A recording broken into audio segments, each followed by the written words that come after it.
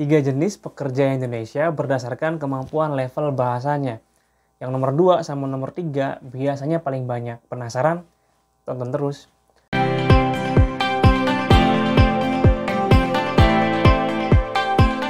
Assalamualaikum warahmatullahi wabarakatuh. Kembali lagi dengan saya Rudin dari channel Dermayu Korea, channel Ewo Dewek.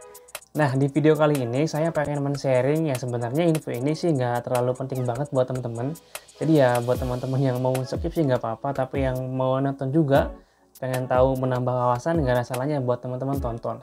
Nah, di video kali ini saya pengen men-sharing mengenai 3 level kemampuan berbahasa pekerja Indonesia yang bekerja di Korea Selatan. Nah, data ini saya ambil dari pengalaman saya pribadi lagi selama bekerja di Korea Selatan di 4 pabrik yang berbeda.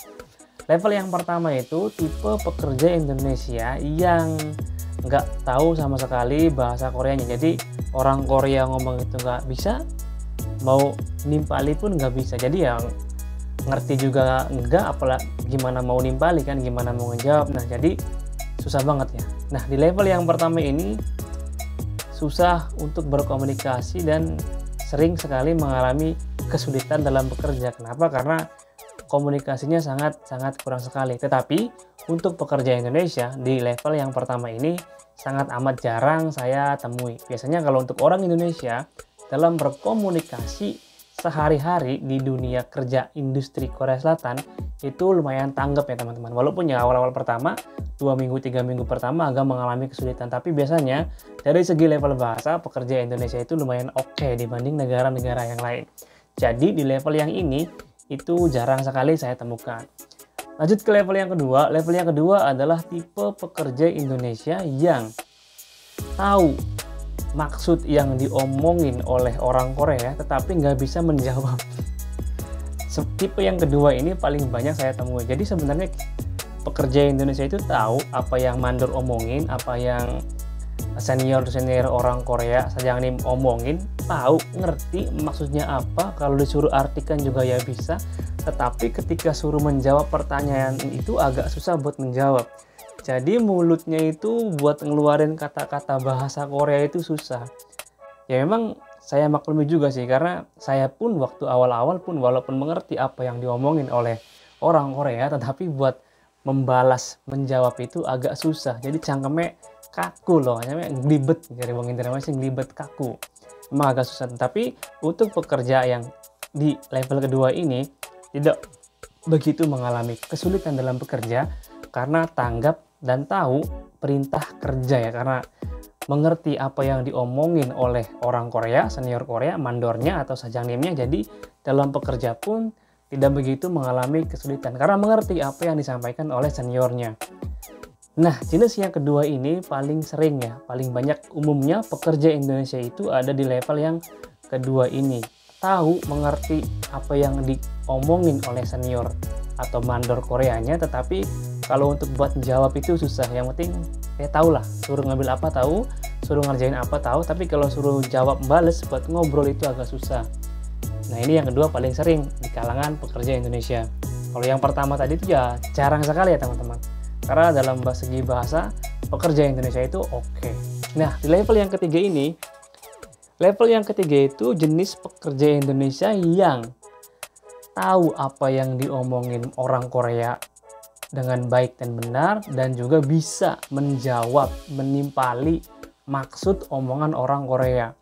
Tipe yang ketiga ini biasanya ya wataknya yang saya lihat, karena dia bisa menimpali omongan mandornya orang Korea, jadi biasanya wataknya itu agak melawan.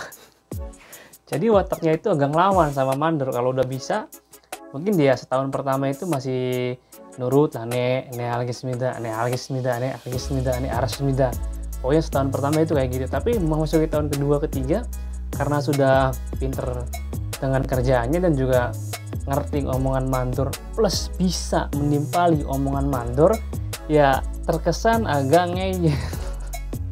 Walaupun bukan ngeyel yang dalam artian negatif ya, tapi ngeyel yang ya agak ngelawan-lawan gimana gitu ya, karena udah ngerasa bisa ngomong juga ngerti jadi pintar. Jadi ya karena tambah lagi ya orang Korea itu yang paling pertama segen dengan orang asing yang pintar dengan bahasa Korea ya teman-teman. Apalagi kalau kerjanya pintar, bahasanya care itu paling disayang sama orang Korea, sama mantan, pasti jadi kesayangan. Paling nanti konfliknya ya paling sesama rekan kerja Indonesia ya, biasanya ada yang selek karena dianggapnya cari muka lah apalah gimana. Jadi tapi ini sesuatu yang wajar dalam di Korea sendiri, sesuatu yang wajar, bukan hal yang aneh juga, karena memang 3 jenis pekerja ini sering dijumpai di Korea Selatan sendiri, yang pertama, yang kedua, yang ketiga. Tetapi umumnya secara garis besar pekerja Indonesia itu berada di level yang kedua, mengerti apa yang disampaikan oleh orang Korea tetapi tidak bisa menimpali atau menjawab balik omongan orang Koreanya, karena buat ngeluarin bahasa Korea itu susah. Kalau tipe yang pertama itu biasanya pekerja Indonesia yang baru datang beberapa bulan, jadi masih kaku ya, karena masih beradaptasi, karena bahasa yang kita pelajari di lembaga atau di sekolah teman-teman belajar itu berbeda dengan yang dipakai sehari-hari dalam percakapan di Korea Selatan. Jadi banyak perbedaan lah, karena yang kita pelajari itu adalah bahasa formal, sedangkan dalam kenyataannya orang Korea itu dalam berkomunikasi sehari-hari menggunakan bahasa yang formal ya dia. Jadi ya memang di telinga itu benar-benar berbeda dengan yang disampaikan dengan yang biasa kita dengar di sekolah ya. Di sini itu dalam percakapan sehari-hari nggak ada orang yang ngomong Odiga menikah itu nggak ada teman-teman.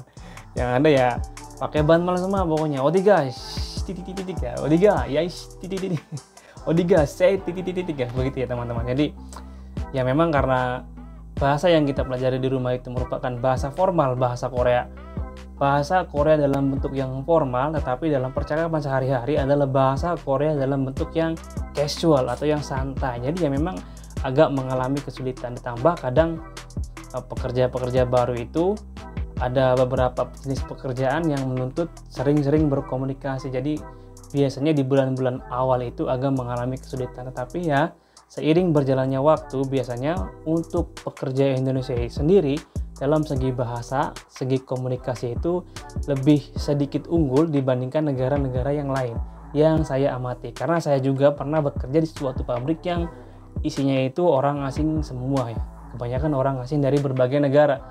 Dan setelah saya amati, orang Indonesia itu dalam segi bahasa itu lumayan pintar dan lumayan cepat tanggap. Makanya negara Indonesia sendiri lumayan diminati oleh bos-bos di Korea, walaupun memang untuk pekerja-pekerja yang pinter bahasanya itu rata-rata kebanyakan agak ngeyel. Tapi ya nggak semua ya teman-teman.